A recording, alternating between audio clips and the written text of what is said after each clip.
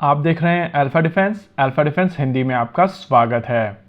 एक international organisation है जिसका नाम है सिप्री यानी कि Stockholm International Peace Research Institute. ये इंस्टीट्यूट 1966 से हर तरीके के वेपन सिस्टम्स को लेकर डेटा कंसोलिडेट करता है। और अगर इंटरनेशनली देखा जाए कि किसके पास में कितने हथियार हैं, स्पेसिफिकली न्यूक्लियर हथियार, तो सिप्री का डेटा बहुत इंपॉर्टेंट माना जाता है। वैसे कन्वेंशनल सिस्टम्स के लिए भी इनका डेटा काफी क्रेडिबल होता है, लेकिन अगर न्यूक्लियर वॉरहेड्स की बात की जाए तो लगभग सभी तरीके के डिफेंस और स्ट्रेटेजिक थिंक टैंक्स इनके डेटा को सबसे इंपॉर्टेंट मानते हैं। कल सिप्री की एक रिपोर्ट आई थी जहां पर उन्होंने काफी इंटरेस्टिंग चीजें बताई हैं। लेकिन अगर आप सिप्री की रिपोर्ट्स को पिछले कुछ सालों से फॉलो करते आए हैं तो आप सभी को पता होगा कि पिछले कई सालों से उनकी तरफ से लगातार कहा जाता रहा है कि पाकिस्तान के पास में भारत की तुलना में ज्यादा न्यूक्लियर वॉरहेड है।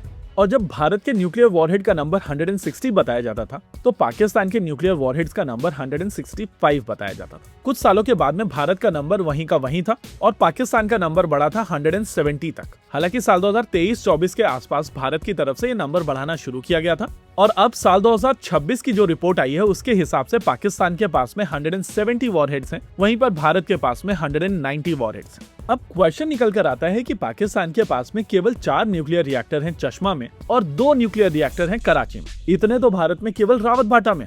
ऐसे में पाकिस्तान के पास में भारत की तुलना में ज्यादा वॉरहेड कैसे हैं? रियलिटी यह है कि पाकिस्तान के पास में बहुत सारे टैक्टिकल वॉरहेड्स भी हैं, जो छोटे न्यूक्लियर बॉम्ब हैं जिनकी ईल्ड कम होती है और इनको टैक्टिकल पर्पसेस के लिए पाकिस्तान ने डिजाइन किया हुआ है। वैसे पाकिस्तान के कॉन्टेक्स्ट में टैक्टिकल एक बहुत ही कॉम्प्रिहेंसिव वर्ड है। देखिए, भारत की एक डॉक्ट्रिन थी जिसका नाम था कोल्ड स्टार्ट, यानी कि अगर पाकिस्तान की तरफ से भारत के ऊपर कहीं पर अटैक किया जाता है तो भारत उसके रेस्पॉन्स में पाकिस्तान के अंदर काफी तेजी से एंटर कर सकता है और अपने ऑब्जेक्टिव्स को कंप्लीट करके वापस आ सकता है। अब इस डॉक्ट्रिन के खिलाफ पाकिस्तान की तरफ से नसर मिसाइल सिस्टम बनाई गई थी जो 70 से 80 किलोमीटर की दूरी पर न्यूक्लियर वॉरहेड डिप्लॉय कर सकती है। यानी कि अगर भारतीय सेना पाकिस्तान के अंदर घुस जाती है तो वो अपने ही इलाके के ऊपर न्यूक्लियर बॉम्ब डाल देंगे ताकि भारतीय सेनाओं को रोका जा सके। इसके उलट अगर आप भारत की बात करेंगे तो भारत के सारे न्यूक्लियर वॉरहेड काफी हद तक स्ट्रेटेजिक है और भारत की तरफ से न्यूक्लियर वॉरहेड्स और डिलीवरी प्लेटफॉर्म्स को अलग अलग रखा जाता है। अगर डिलीवरी प्लेटफॉर्म्स की बात की जाए तो भारत के केस में अग्नि सीरीज की मिसाइल सिस्टम्स, पृथ्वी सीरीज की मिसाइल सिस्टम्स,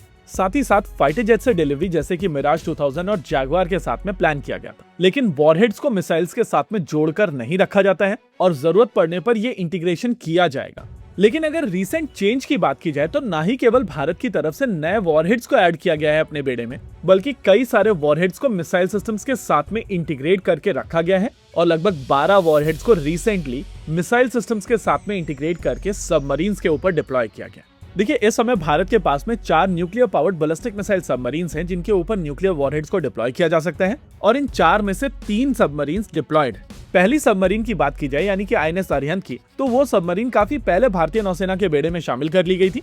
लेकिन recently 2 nuclear powered ballistic missile submarines भारतीय नौसेना ने अपने बेड़े में शामिल की हैं, जिनमें से एक है आईएनएस अरिघात और दूसरी है आईएनएस अरिधमन। इनमें से एक सबमरीन के पास में केवल 4 K4 बैलिस्टिक मिसाइल सिस्टम ले जाने की क्षमता है और दूसरी सबमरीन के पास में लगभग दुगनी यानी कि 8 K4 बैलिस्टिक मिसाइल ले जाने की क्षमता है। इन दोनों सबमरीन्स का टोटल मिलाकर होता है 12 और एग्जैक्टली यही सिप्री ने रिपोर्ट किया है। यानी कि INS Arihant already nuclear warhead carry कर रही थी, लेकिन अब 2 और सबमरीन टोटल 12 वॉरहेड लेकर पानी के अंदर नजर आएंगी। आप सभी को याद होगा कुछ समय पहले हम लोगों ने एक अंडर वाटर बेस के बारे में बात की थी और कमेंट सेक्शन में लगभग हर किसी ने उसका नाम लिख दिया था। आज के इस वीडियो में भी हम लोग उस फैसिलिटी का नाम नहीं लेंगे, लेकिन अपडेट है कि ये फैसिलिटी नियर कंप्लीशन है। जी हाँ, हम लोग सेकंड फेज की बात कर रहे हैं क्योंकि फर्स्ट फेज तो ऑलरेडी कंप्लीट कर लिया गया है। पर्सनली हमारा मानना है कि ये एक पॉजिटिव डेवलपमेंट है और भारत को ये ऑफेंसिव पोस्चर मेंटेन करना चाहिए। इसी के साथ आज के इस वीडियो में रखते हैं केवल इतना ही। वीडियो को अंत तक देखने के लिए धन्यवाद। देखते रहिए अल्फा डिफेंस। जय हिंद।